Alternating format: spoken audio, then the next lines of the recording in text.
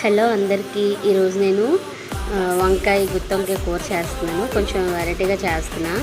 ముందుగా దీనికి ఉల్లిపాయలు మిరపకాయలు అన్నీ వేపేసుకున్న తర్వాత కరివేపాకు కూడా వేపేసుకున్న తర్వాత వంకాయలు కూడా వేసి బాగా వేపేసుకోవాలి.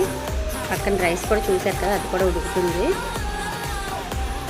ఇలా బాగా కలిపిన తర్వాత కొంచెం చిటికెడు పసుపు, కారం, నెక్స్ట్ వచ్చి కొంచెం గరం మసాలా, వంకాయ మగ్గిన తర్వాత ఇవన్నీ వేసుకొని ఒకసారి కలిపేసుకోవాలి.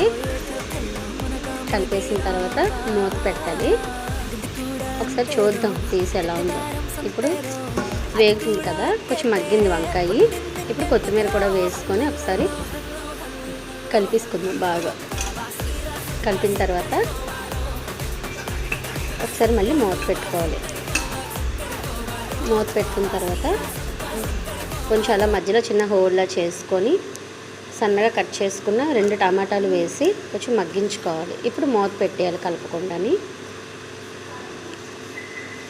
మూత పెట్టేసిన తర్వాత మగ్గిందో లేదో చూసుకొని దానిపై కొంచెం అల్లం వెల్లుల్లి పేస్ట్ కూడా వేసుకొని బాగా మెదిపేసి మొత్తం అంతా కూడా ఒకసారి బాగా కలిపేసుకోవాలి. బాగా కలిపేసిన తర్వాత ఇప్పుడు చిన్న ఉప్పు అది అన్నీ సరిపోయో లేదో చూసుకొని ఒకసారి మూత పెట్టుకోవాలి. మూత పెట్టి తీసిన తర్వాత చూసారా, అందులో ఉన్న వాటర్ అంతా కొంచెం అలా బయటకు వచ్చి గ్రేవీగా వచ్చింది కదా మనకి కర్రీ అనేది. బాగుంది,